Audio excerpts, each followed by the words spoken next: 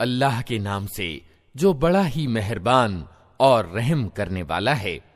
अल्लाह ने सुन ली उस औरत की बात जो अपने शौहर यानी पति के मामले में तुमसे तकरार कर रही है और अल्लाह से फरियाद किए जाती है। अल्लाह तुम दोनों की बातचीत सुन रहा है, वो सब कुछ सुनने और देखने वाला है। तुम में से जो लोग अपनी बीवियों से जिहार करते हैं, उनकी बीवियां उनकी माएं नहीं हैं, उनकी माएं तो वही हैं जिन्होंने उनको जन्म दिया है। ये लोग एक अत्यंत अप्रिय और झूठी बात कहते हैं और वास्तविकता ये है कि अल्लाह बड़ा माफ करने वाला और क्षमाशील है। जो लोग अपनी बीवियों से जिहार करें फिर अपनी उस बात से रुजू करें जो उन्होंने कही थी, तो इससे पहले कि दोनों एक दूसरे को हाथ लगाएं, एक गुलाम आजाद करना होगा। इससे तुमको नसीहत की जाती है और जो कुछ तुम करते हो अल्लाह उसकी खबर रखता है। और जो व्यक्ति गुलाम न पाए वो 2 महीने के लगातार रोजे रखे, इससे पहले कि दोनों एक दूसरे को हाथ लगाएं। और जिसे इसकी भी सामर्थ्य न हो वो 60 मोहताजों को खाना खिलाए। ये आदेश इसलिए दिया जा रहा है कि तुम अल्लाह और उसके रसूल पर ईमान लाओ। ये अल्लाह की निर्धारित की हुई सीमाएं हैं और कुफ्र करने वालों के लिए दर्दनाक सजा है। जो लोग अल्लाह और उसके रसूल का विरोध करते हैं वे उसी तरह अपमानित एवं तिरस्कृत कर दिए जाएंगे जिस तरह उनसे पहले के लोग अपमानित एवं तिरस्कृत किए जा चुके हैं। हमने साफ साफ आयतें उतार दी हैं और कुफ्र करने वालों के लिए अपमानजनक अजाब है। उस दिन ये अपमानजनक अजाब होना है जब अल्लाह उन सबको फिर से जिंदा करके उठाएगा और उन्हें बता देगा कि वे क्या कुछ करके आए हैं। वे भूल गए हैं मगर अल्लाह ने उनका सब किया धरा गिन गिन कर सुरक्षित रखा है और अल्लाह एक एक चीज पर गवाह है। क्या तुमको खबर नहीं है कि जमीन और आसमानों की हर चीज का अल्लाह को ज्ञान है। कभी ऐसा नहीं होता कि 3 आदमियों में कोई गुप्त बातचीत हो और उनके बीच चौथा अल्लाह ना हो, या 5 आदमियों में गुप्त बातचीत हो और उनमें छठा अल्लाह ना हो।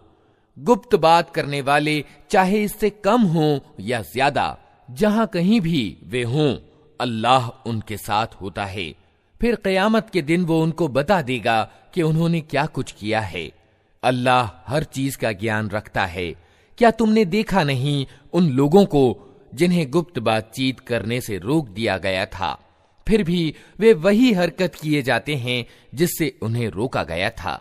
ये लोग छिप छिप कर आपस में गुनाह और ज्यादती और रसूल की अवज्ञा की बातें करते हैं, और जब तुम्हारे पास आते हैं तो तुम्हें उस तरीके से सलाम करते हैं जिस तरह अल्लाह ने तुमको सलाम नहीं किया है, और अपने दिलों में कहते हैं कि हमारी इन बातों पर अल्लाह हमें अजाब क्यों नहीं देता। उनके लिए जहन्नम ही काफी है, उसी का वे ईंधन बनेंगे, बड़ा ही बुरा परिणाम है उनका। ऐ लोगो जो ईमान लाए हो, जब तुम आपस में गुप्त बात करो तो गुनाह और ज्यादती और रसूल की अवज्ञा की बातें नहीं बल्कि नेकी और परहेजगारी की बातें करो, और उस अल्लाह से डरते रहो जिसके पास तुम्हें हश्र में पेश होना है।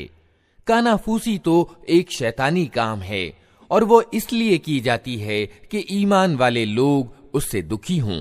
हालांकि अल्लाह की अनुज्ञा के बिना वो उन्हें कुछ भी हानि नहीं पहुंचा सकती, और ईमान लाने वालों को अल्लाह ही पर भरोसा रखना चाहिए। ऐ लोगो जो ईमान लाए हो, जब तुमसे कहा जाए कि अपनी मजलिसों में कुशादगी पैदा करो तो जगह कुशादा कर दिया करो, अल्लाह तुम्हें कुशादगी प्रदान करेगा। और जब तुमसे कहा जाए कि उठ जाओ तो उठ जाया करो। तुम में से जो लोग ईमान रखने वाले हैं और जिनको ज्ञान प्रदान किया गया है, अल्लाह उनको ऊंचे दर्जे प्रदान करेगा, और जो कुछ तुम करते हो अल्लाह को उसकी खबर है। ऐ लोगो जो ईमान लाए हो, जब तुम रसूल से तन्हाई में बात करो तो बात करने से पहले कुछ सदका यानी दान दो, ये तुम्हारे लिए अच्छा और ज्यादा पाकीज़ा है। अलबत्ता अगर तुम सदका देने के लिए कुछ ना पाओ तो अल्लाह माफ करने वाला और रहम करने वाला है। क्या तुम डर गए इस बात से कि तन्हाई में बातचीत करने से पहले तुम्हें सदके देने होंगे? अच्छा, अगर तुम ऐसा न करो और अल्लाह ने तुमको इससे माफ कर दिया तो नमाज कायम करते रहो, ज़कात देते रहो और अल्लाह और उसके रसूल की आज्ञा का पालन करते रहो। तुम जो कुछ करते हो अल्लाह उसकी खबर रखता है। क्या तुमने देखा उन लोगों को जिन्होंने दोस्त बनाया है एक ऐसे गिरोह को जिस पर अल्लाह का प्रकोप हुआ है? वे न तुम्हारे हैं न उनके, और वे जानबूझकर झूठी बात पर कस्में खाते हैं। अल्लाह ने उनके लिए कठोर अजाब तैयार कर रखा है। बड़ी ही बुरी करतूत है जो वे कर रहे हैं। उन्होंने अपनी कस्मों को ढाल बना रखा है जिसकी आड़ में वे अल्लाह की राह से लोगों को रोकते हैं। इस पर उनके लिए अपमानजनक अजाब है। अल्लाह से बचाने के लिए न उनके माल कुछ काम आएंगे न उनकी संतान। वे दोज़ख के साथी हैं, उसी में वे हमेशा रहेंगे। जिस दिन अल्लाह उन सबको उठाएगा वे उसके सामने भी उसी तरह कस्में खाएंगे जिस तरह तुम्हारे सामने खाते हैं, और अपने नजदीक ये समझेंगे कि इससे उनका कुछ काम बन जाएगा। खूब जान लो वे परले दर्जे के झूठे हैं। शैतान उन पर छा चुका है और उसने अल्लाह की याद उनके दिल से भुला दी है। वे शैतान की पार्टी के लोग हैं, सावधान रहो। शैतान की पार्टी वाले ही घाटे में रहने वाले हैं। निश्चय ही अत्यंत अपमानित लोगों में से हैं वे लोग जो अल्लाह और उसके रसूल का मुकाबला करते हैं। अल्लाह ने लिख दिया है कि मैं और मेरे रसूल ही विजयी होकर रहेंगे। वास्तव में अल्लाह अत्यंत प्रभुत्वशाली और बलवान है। तुम कभी ये ना पाओगे कि जो लोग अल्लाह और अंतिम दिन पर ईमान रखने वाले हैं वे उन लोगों से प्रेम करते हों जिन्होंने अल्लाह और उसके रसूल का विरोध किया है, चाहे वे उनके बाप हों या उनके बेटे या उनके भाई या उनके घराने वाले। ये वे लोग हैं जिनके दिलों में अल्लाह ने ईमान अंकित कर दिया है और अपनी ओर से एक आत्मा प्रदान करके उनको शक्ति दी है। वो उनको ऐसी जन्नतों में दाखिल करेगा जिनके नीचे नहरें बहती होंगी, उनमें वे हमेशा रहेंगे। अल्लाह उनसे राजी हुआ और वे अल्लाह से राजी हुए। वे अल्लाह की पार्टी के लोग हैं। सावधान रहो, अल्लाह की पार्टी वाले ही सफलता प्राप्त करने वाले हैं। अल्लाह के नाम से जो बड़ा ही मेहरबान और रहम करने वाला है। अल्लाह ही की तस्बीह की है हर उस चीज ने जो आसमानों और जमीन में है, और वही प्रभुत्वशाली और तत्वदर्शी है। वही है जिसने किताब वाले काफिरों को पहले ही हल्ले में उनके घरों से निकाल बाहर किया। तुम्हें हरगिज ये गुमान न था कि वे निकल जाएंगे, और वे भी ये समझ बैठे थे कि उनकी गढ़ियां उन्हें अल्लाह से बचा लेंगी, मगर अल्लाह ऐसे रुख से उन पर आया जिधर उनका ख्याल भी न गया था। उसने उनके दिलों में रोब डाल दिया। नतीजा ये हुआ कि वे खुद अपने हाथों से भी अपने घरों को बर्बाद कर रहे थे और ईमान वालों के हाथों भी बर्बाद करवा रहे थे। अतः शिक्षा ग्रहण करो ऐ देखने वाली आंख रखने वालों।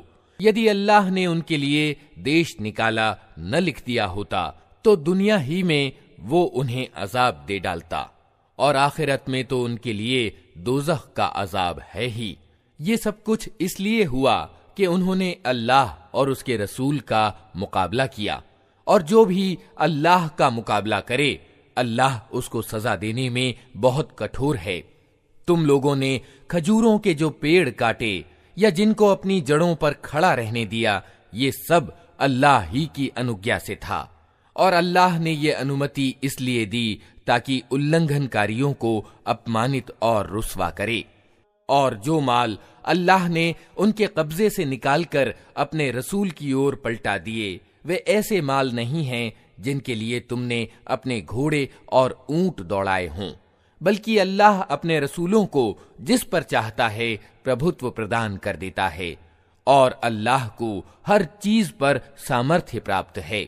जो कुछ भी अल्लाह बस्तियों के लोगों से अपने रसूल की ओर पलटा दे, वो अल्लाह और रसूल और नातेदारों और अनाथों और मुहताजों और मुसाफिरों के लिए है, ताकि वो तुम्हारे मालदारों ही के बीच चक्कर ना खाता रहे। जो कुछ रसूल तुम्हें दे वो ले लो, और जिस चीज से वो तुमको रोक दे उससे रुक जाओ। अल्लाह से डरो, अल्लाह कठोर सजा देने वाला है।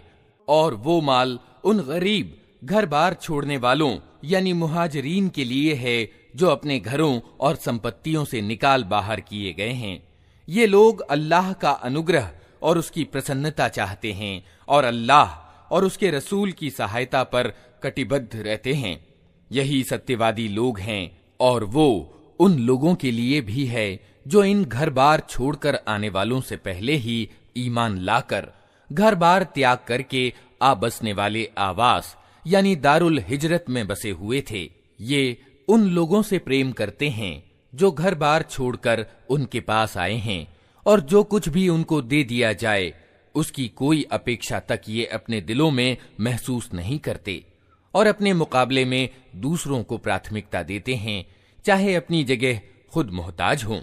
वास्तविकता ये है कि जो लोग अपने दिल की तंगी से बचा लिए गए वही सफलता प्राप्त करने वाले हैं। और वो उन लोगों के लिए भी है जो इन अगलों के बाद आए हैं, जो कहते हैं कि ऐ हमारे रब, हमें और हमारे उन सब भाइयों को माफ कर दे जो हमसे पहले ईमान लाए हैं, और हमारे दिलों में ईमान वालों के लिए कोई विद्वेष न रख। ऐ हमारे रब, तू अत्यंत करुणामय और दयावान है। तुमने देखा नहीं उन लोगों को जिन्होंने मिथ्याचार यानी मुनाफिकत की नीति अपनाई है। ये अपने कुफ्र में ग्रस्त किताब वाले भाइयों से कहते हैं, अगर तुम्हें निकाला गया तो हम तुम्हारे साथ निकलेंगे, और तुम्हारे मामले में हम किसी की बात हरगिज न मानेंगे, और अगर तुमसे युद्ध किया गया तो हम तुम्हारी सहायता करेंगे। मगर अल्लाह गवाह है कि ये लोग बिल्कुल झूठे हैं। अगर वे निकाले गए तो ये उनके साथ हरगिज ना निकलेंगे, और अगर उनसे युद्ध किया गया तो ये उनकी हरगिज सहायता न करेंगे, और अगर ये उनकी सहायता करें भी तो पीठ फेर जाएंगे और फिर कहीं से कोई सहायता न पाएंगे। इनके दिलों में अल्लाह से बढ़कर तुम्हारा डर है, इसलिए ये ऐसे लोग हैं जो समझ बूझ नहीं रखते। ये कभी इकट्ठे होकर खुले मैदान में तुम्हारा मुकाबला न करेंगे। लड़ेंगे भी तो किलाबंद बस्तियों में बैठकर या दीवारों के पीछे छुपकर। ये आपस के विरोध में बड़े कठोर हैं। तुम इन्हें इकट्ठा समझते हो, मगर इनके दिल एक दूसरे से फटे हुए हैं। इनकी ये दशा इसलिए है कि ये बुद्धिहीन लोग हैं। ये उन्हीं लोगों के सदृश हैं जो इनसे थोड़े ही समय पहले अपने किए का मजा चख चुके हैं, और इनके लिए दर्दनाक अजाब है। इनकी मिसाल शैतान जैसी है कि पहले वो इंसान से कहता है कि कुफ्र कर, और जब इंसान कुफ्र कर बैठता है तो वो कहता है कि मैं तुम्हारी जिम्मेदारी से बरी हूं, मुझे तो सारे जहान के रब अल्लाह से डर लगता है। फिर दोनों का परिणाम ये होना है कि हमेशा के लिए नरक में जाएं, और जालिमों का यही बदला है। ऐ लोगों जो ईमान लाए हो, अल्लाह से डरो, और प्रत्येक व्यक्ति ये देखे कि उसने कल के लिए क्या सामान किया है। अल्लाह से डरते रहो। अल्लाह को यकीनन तुम्हारे उन सब कर्मों की खबर है जो तुम करते हो। उन लोगों की तरह न हो जाओ जो अल्लाह को भूल गए तो अल्लाह ने उन्हें खुद उनकी अपनी आत्मा यानी नफ्स भुला दी। यही लोग उल्लंघनकारी हैं। दोज़ख में जाने वाले और जन्नत यानी स्वर्ग में जाने वाले कभी समान नहीं हो सकते। जन्नत में जाने वाले ही वास्तव में सफल हैं। अगर हमने ये कुरान किसी पहाड़ पर भी उतार दिया होता तो तुम देखते कि वो अल्लाह के डर से दबा जा रहा है और फटा पड़ता है। ये मिसालें हम लोगों के सामने इसलिए बयान करते हैं कि वे अपनी हालत पर विचार करें।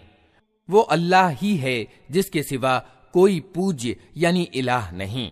अदृश्य और प्रकट हर चीज का जानने वाला वही सर्वोच्च करुणामय और दयावान है।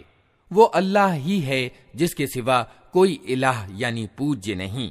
वो सम्राट है, बड़ा ही पवित्र, सर्वथा सलामती निश्चिंतता प्रदान करने वाला, निगहबान, सब पर प्रभुत्व रखने वाला, अपना आदेश बलपूर्वक लागू करने वाला और बड़ा ही होकर रहने वाला। पाक है अल्लाह उस शिर्क यानी बहुदेववाद के कर्म से जो लोग कर रहे हैं। वो अल्लाह ही है जो सृष्टि की योजना बनाने वाला और उसको लागू करने वाला और उसके अनुसार रूप बनाने वाला है। उसके लिए उत्तम नाम है। हर चीज जो आसमानों और जमीन में है उसकी तस्बीह यानी गुणगान कर रही है और वो प्रभुत्वशाली और तत्वदर्शी है। अल्लाह के नाम से जो बड़ा ही मेहरबान और रहम करने वाला है। ए लोगो जो ईमान लाए हो, अगर तुम मेरे मार्ग में जान तोड़ संघर्ष करने के लिए और मेरी खुशी की तलब में वतन छोड़कर घरों से निकले हो तो मेरे और अपने दुश्मनों को दोस्त ना बनाओ। तुम उनके साथ दोस्ती की बुनियाद डालते हो, हालांकि जो सत्य तुम्हारे पास आया है उसको मानने से वे इनकार कर चुके हैं। और उनका व्यवहार ये है कि रसूल को और खुद तुमको सिर्फ इस अपराध में वतन से निकालते हैं कि तुम अपने रब अल्लाह पर ईमान लाए हो। तुम छिपाकर उनको मैत्रीपूर्ण संदेश भेजते हो, हालांकि जो कुछ तुम छिपाकर करते हो और जो खुल्लम खुल्ला करते हो, हर चीज को मैं खूब जानता हूं। जो व्यक्ति भी तुम में से ऐसा करे वो यकीनन सन्मार्ग से भटक गया। उनकी रीति तो ये है कि अगर तुम पर काबू पा जाएं तो तुम्हारे साथ दुश्मनी करें और हाथ और जबान से तुम्हें दुख दें। वे तो ये चाहते हैं कि तुम किसी तरह इनकार करने वाले हो जाओ। कयामत के दिन न तुम्हारी नातेदारियां किसी काम आएंगी न तुम्हारी संतान। उस दिन अल्लाह तुम्हारे बीच जुदाई डाल देगा और वही तुम्हारे कर्मों का देखने वाला है। तुम लोगों के लिए इब्राहीम और उसके साथियों में एक अच्छा नमूना है कि उन्होंने अपनी कौम वालों से साफ कह दिया, हम तुमसे और तुम्हारे उन इलाहों यानी उपास्यों से जिनको तुम अल्लाह को छोड़कर पूजते हो बिल्कुल बेजार हैं। हमने तुमसे कुफ्र किया और हमारे और तुम्हारे बीच हमेशा के लिए दुश्मनी हो गई और वैर पड़ गया, जब तक तुम इससे अलग अकेले अल्लाह पर ईमान न लाओ। मगर इब्राहीम का अपने बाप से ये कहना इससे अलग है कि मैं आपके लिए माफी की प्रार्थना जरूर करूंगा और अल्लाह से आपके लिए कुछ प्राप्त कर लेना मेरे बस में नहीं है। और इब्राहीम के साथियों की दुआ ये थी कि ए हमारे रब, तेरे ही ऊपर हमने भरोसा किया और तेरी ही ओर हमने रुजू कर लिया और तेरे ही पास हमें पलटना है। ए हमारे रब, हमें इनकार करने वालों के लिए फितना न बना दे और ए हमारे रब, हमारी गलतियों को माफ कर दे। बेशक तू ही प्रभुत्वशाली और तत्वदर्शी है। उन्हीं लोगों के काम करने के तरीके में तुम्हारे लिए और हर उस व्यक्ति के लिए अच्छा नमूना है जो अल्लाह और अंतिम दिन का उम्मीदवार हो। इससे कोई मुंह फेरे तो अल्लाह निस्पृह और अपने आप में खुद प्रशंसनीय है। असंभव नहीं कि अल्लाह कभी तुम्हारे और उन लोगों के बीच प्रेम डाल दे जिनसे आज तुमने दुश्मनी मोल ली है। अल्लाह बड़ी सामर्थ्य रखता है और वो बड़ा माफ करने वाला और दयावान है। अल्लाह तुम्हें इस बात से नहीं रोकता कि तुम उन लोगों के साथ नेकी और इंसाफ का बर्ताव करो जिन्होंने धर्म के मामले में तुमसे युद्ध नहीं किया है और तुम्हें तुम्हारे घरों से नहीं निकाला है। अल्लाह इंसाफ करने वालों को पसंद करता है। वो तुम्हें जिस बात से रोकता है वो तो ये है कि तुम उन लोगों से दोस्ती करो जिन्होंने तुमसे धर्म के मामले में युद्ध किया है और तुम्हें तुम्हारे घरों से निकाला है और तुम्हें निकालने में एक दूसरे की सहायता की है। उनसे जो लोग दोस्ती करें वही जालिम हैं। ऐ लोगो जो ईमान लाए हो, जब ईमान वाली औरतें घर बार छोड़कर तुम्हारे पास आएं तो उनके ईमान वाली होने की जांच पड़ताल कर लो और उनके ईमान की वास्तविकता तो अल्लाह ही भली भांति जानता है। फिर जब तुम्हें मालूम हो जाए कि वे ईमान वाली हैं तो उन्हें काफिरों की ओर वापस न करो, न वे काफिरों के लिए हलाल हैं और न काफिर उनके लिए हलाल। उनके काफिर शौहरों ने जो मेहर उनको दिए थे वे उन्हें फेर दो और उनसे निकाह कर लेने में तुम पर कोई गुनाह नहीं, जबकि तुम उनके मेहर उनको अदा कर दो। और तुम खुद भी काफिर औरतों को अपने निकाह में न रोके रहो। जो मेहर तुमने अपनी काफिर औरतों को दिए थे वे तुम वापस मांग लो, और जो मेहर काफिरों ने अपनी मुस्लिम बीवियों को दिए थे उन्हें वे वापस मांग लें। ये अल्लाह का आदेश है, वो तुम्हारे बीच फैसला करता है और वो बड़ा जानने वाला और तत्वदर्शी है। और अगर तुम्हारी काफिर बीवियों के मेहरों में से कुछ तुम्हें काफिरों से वापस न मिलें और फिर तुम्हारी नौबत आए, तो जिन लोगों की बीवियां उधर रह गई हैं उनको उतनी रकम अदा कर दो जो उनके दिए गए मेहरों के बराबर हों। और उस अल्लाह से डरते रहो जिस पर तुम ईमान लाए हो।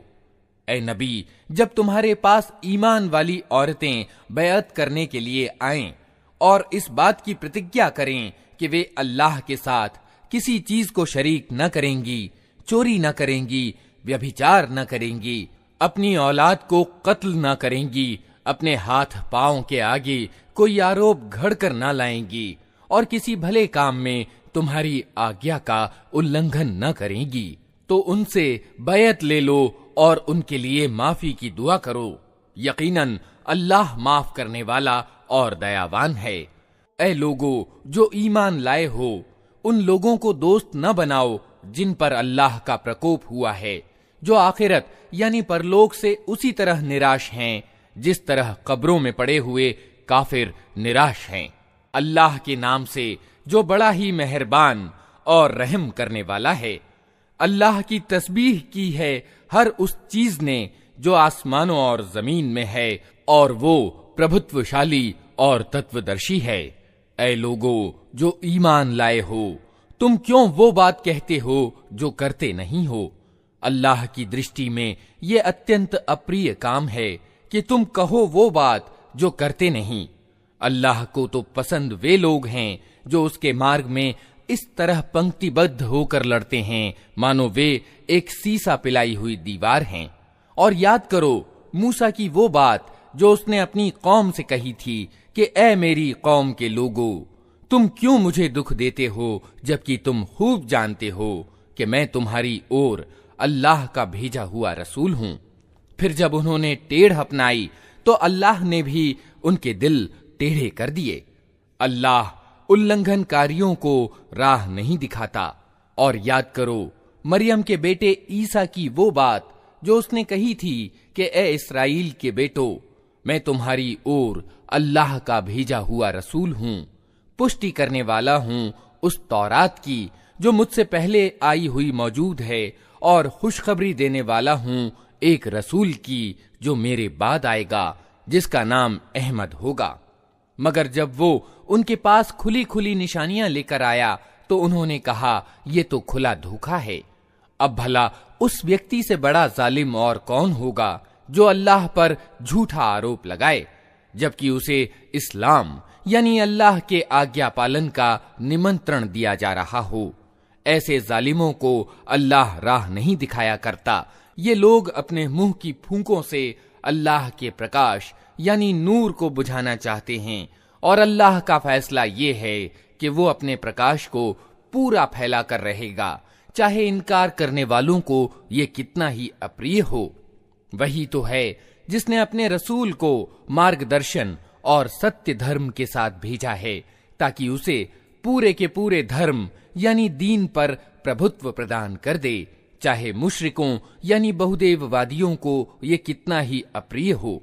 ऐ लोगो जो ईमान लाए हो, मैं बताऊं तुमको वो व्यापार जो तुम्हें दर्दनाक अजाब से बचा दे।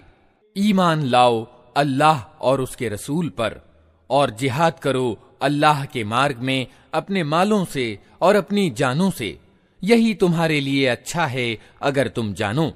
अल्लाह तुम्हारे गुनाह माफ कर देगा और तुमको ऐसे बागों में दाखिल करेगा जिनके नीचे नहरें बहती होंगी, और सदैव रहने की जन्नतों में उत्तम घर तुम्हें प्रदान करेगा।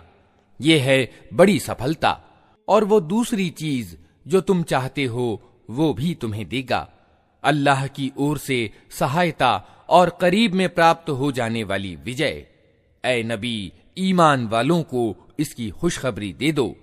ऐ लोगो जो ईमान लाए हो, अल्लाह के सहायक बनो, जिस तरह मरियम के बेटे ईसा ने हवारियों को संबोधित करके कहा था, कौन है अल्लाह की ओर बुलाने में मेरा सहायक? और हवारियों ने उत्तर दिया था, हम हैं अल्लाह की ओर बुलाने में आपके सहायक। उस समय इस्राएल की संतान का एक गिरोह ईमान लाया और दूसरे गिरोह ने इनकार किया।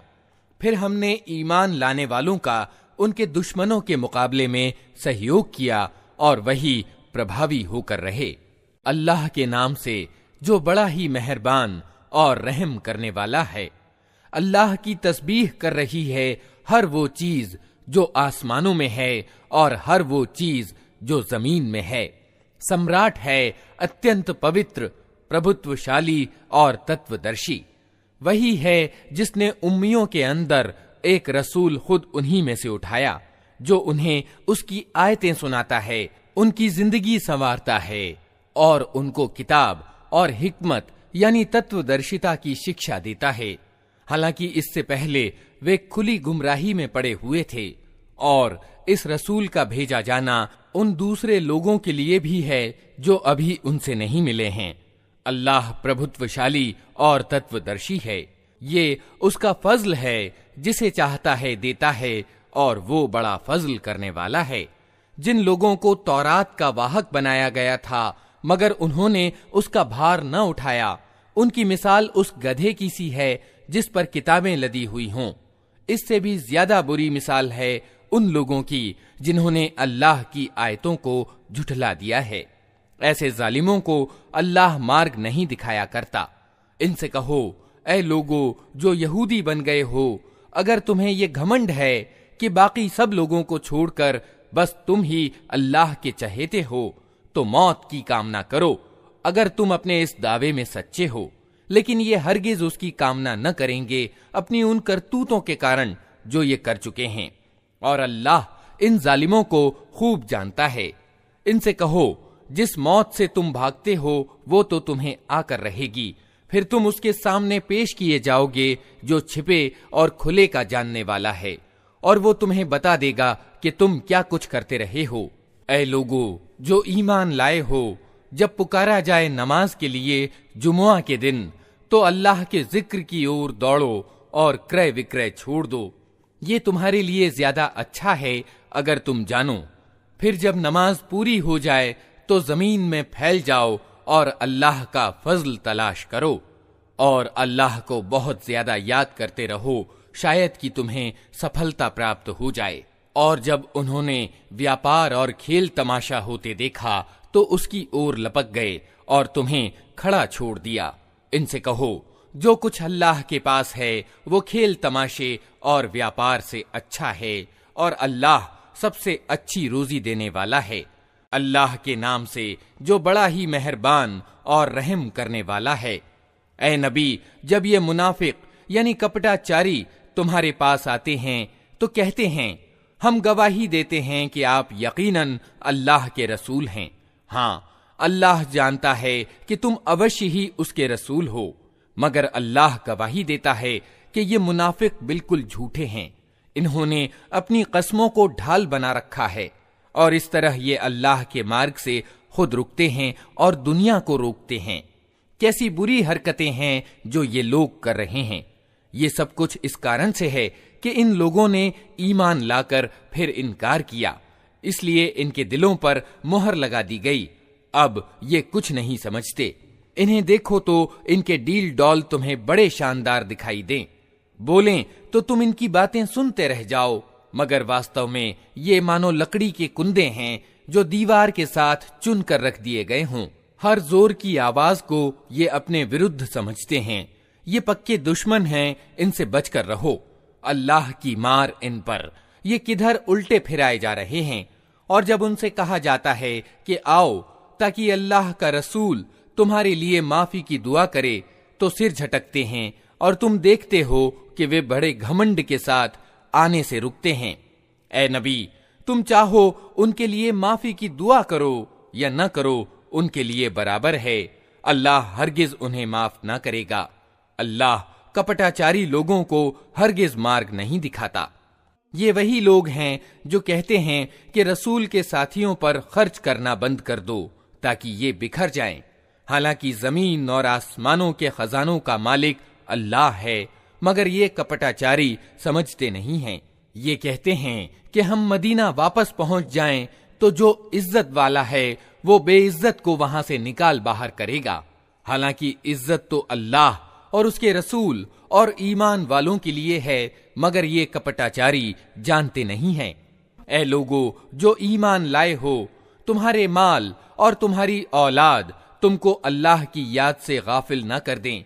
जो लोग ऐसा करें वही घाटे में रहने वाले हैं। जो रोजी हमने तुम्हें दी है उसमें से खर्च करो, इससे पहले कि तुम में से किसी की मौत का समय आ जाए और उस समय वो कहे कि ऐ मेरे रब, क्यों न तूने मुझे थोड़ी सी मोहलत और दे दी कि मैं सदका यानी दान देता और अच्छे लोगों में शामिल हो जाता।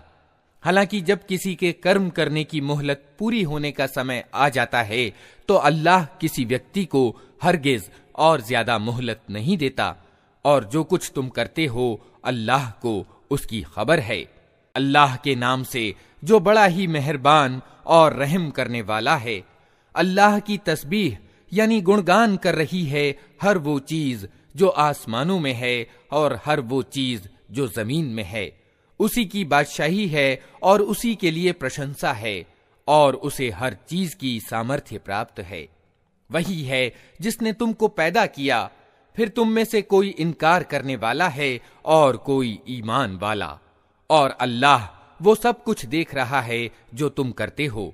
उसने जमीन और आसमानों को हक के साथ पैदा किया है और तुम्हारा रूप बनाया और बहुत अच्छा बनाया है, और उसी की ओर आखिरकार तुम्हें पलटना है। जमीन और आसमानों की हर चीज का उसे ज्ञान है। जो कुछ तुम छिपाते हो और जो कुछ तुम व्यक्त करते हो सब उसको मालूम है, और वो दिलों का हाल तक जानता है। क्या तुम्हें उन लोगों की कोई खबर नहीं पहुंची जिन्होंने इससे पहले इनकार किया और फिर अपनी करतूतों के फल का मजा चख लिया? और आगे उनके लिए एक दर्दनाक अजाब है। इस परिणाम के भागी वे इसलिए हुए कि उनके पास उनके रसूल खुले खुले प्रमाण और निशानियां लेकर आते रहे, मगर उन्होंने कहा, क्या इंसान हमें मार्ग दिखाएंगे? इस तरह उन्होंने मानने से इनकार कर दिया और मुंह फेर लिया। तब अल्लाह भी उनसे बेपरवाह हो गया, और अल्लाह तो है ही बेनियाज यानी निस्पृह और अपने आप में खुद प्रशंसनीय। इनकार करने वालों ने बड़े दावे से कहा है कि वे मरने के बाद हरगिज दोबारा न उठाए जाएंगे। उनसे कहो, नहीं, मेरे रब की कसम तुम अवश्य उठाए जाओगे। फिर जरूर तुम्हें बताया जाएगा कि तुमने दुनिया में क्या कुछ किया है, और ऐसा करना अल्लाह के लिए बहुत आसान है। अतः ईमान लाओ अल्लाह पर और उसके रसूल पर और उस प्रकाश पर जो हमने उतारा है। जो कुछ तुम करते हो अल्लाह उसकी खबर रखता है। उसका पता तुम्हें उस दिन चल जाएगा जब इकट्ठा होने के दिन वो तुम सबको इकट्ठा करेगा। वो दिन होगा एक दूसरे के मुकाबले में लोगों की हार जीत का।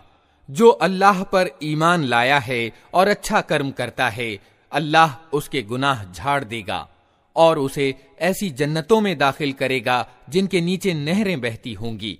ये लोग हमेशा हमेशा उनमें रहेंगे। यही बड़ी सफलता है। और जिन लोगों ने इनकार किया है और हमारी आयतों को झुठलाया है, वे दोज़ख के निवासी होंगे जिसमें वे हमेशा रहेंगे, और वो बहुत ही बुरा ठिकाना है। कोई मुसीबत कभी नहीं आती मगर अल्लाह की अनुज्ञा ही से आती है। जो व्यक्ति अल्लाह पर ईमान रखता हो, अल्लाह उसके दिल को राह दिखाता है। अल्लाह को हर चीज का ज्ञान है। अल्लाह की आज्ञा का पालन करो और रसूल की आज्ञा का पालन करो। लेकिन अगर तुम आज्ञा पालन से मुंह मोड़ते हो तो हमारे रसूल पर साफ साफ सत्य पहुंचा देने के सिवा कोई जिम्मेदारी नहीं है। अल्लाह वो है जिसके सिवा कोई ईश यानी इलाह नहीं। अतः ईमान लाने वालों को अल्लाह ही पर भरोसा रखना चाहिए। ऐ लोगो जो ईमान लाए हो, तुम्हारी बीवियों और तुम्हारी औलाद में से कुछ तुम्हारे दुश्मन हैं, उनसे सावधान रहो, और अगर तुम माफ करो और जाने दो तो अल्लाह बड़ा ही माफ करने वाला और रहम करने वाला है। तुम्हारे माल और तुम्हारी औलाद तो एक आजमाइश हैं, और अल्लाह ही है जिसके पास बड़ा बदला है। अतः जहां तक तुम्हारे बस में हो अल्लाह से डरते रहो और सुनो और आज्ञा का पालन करो और अपने माल खर्च करो। ये तुम्हारे ही लिए अच्छा है। जो अपने दिल की तंगी से सुरक्षित रह गए, बस वही सफलता प्राप्त करने वाले हैं। अगर तुम अल्लाह को अच्छा कर्ज दो तो वो तुम्हें कई गुना बढ़ा कर देगा और तुम्हारे कसूरों को माफ करेगा। अल्लाह बड़ा गुण ग्राहक और सहनशील है, प्रत्यक्ष और परोक्ष हर चीज को जानता है, प्रभुत्वशाली और तत्वदर्शी है। अल्लाह के नाम से जो बड़ा ही मेहरबान और रहम करने वाला है। ए नबी, जब तुम लोग औरतों को तलाक दो तो उन्हें उनकी इद्दत यानी अवधि के लिए तलाक दिया करो और इद्दत के समय की ठीक ठीक गिनती करो, और अल्लाह से डरो जो तुम्हारा रब है। इद्दत के समय में न तुम उन्हें उनके घरों से निकालो और न वे खुद निकलें, सिवाय इसके कि वे कोई स्पष्ट बुराई कर बैठें। ये अल्लाह की नियत की हुई सीमाएं हैं, और जो कोई अल्लाह की सीमाओं का उल्लंघन करेगा वो अपने ऊपर खुद जुल्म करेगा। तुम नहीं जानते, शायद इसके बाद अल्लाह मेल मिलाप की कोई सूरत पैदा कर दे। फिर जब वे अपनी इद्दत की अवधि के अंत पर पहुंचें तो या तो उन्हें भले तरीके से अपने निकाह में रोक रखो या भले तरीके पर उनसे अलग हो जाओ, और दो ऐसे आदमियों को गवाह बना लो जो तुम में से इंसाफ करने वाले हों। और ए गवाह बनने वालों, गवाही ठीक ठीक अल्लाह के लिए अदा करो। ये बातें हैं जिनकी तुम लोगों को नसीहत की जाती है हर उस व्यक्ति को जो अल्लाह और आखिरत यानी परलोक के दिन पर ईमान रखता हो।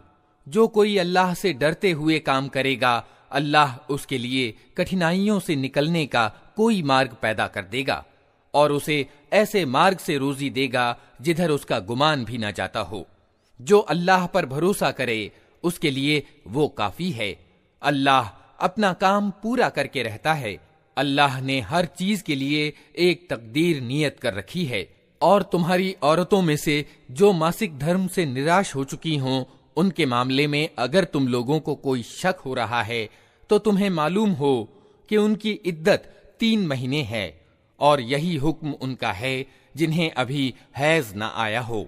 और गर्भवती औरतों की इद्दत की सीमा उनके बच्चा पैदा हो जाने तक है। जो व्यक्ति अल्लाह से डरे उसके मामले में वो आसानी पैदा कर देता है। ये अल्लाह का हुक्म है जो उसने तुम्हारी ओर उतारा है। जो अल्लाह से डरेगा, अल्लाह उसकी बुराइयों को उससे दूर कर देगा और उसको बड़ा बदला देगा।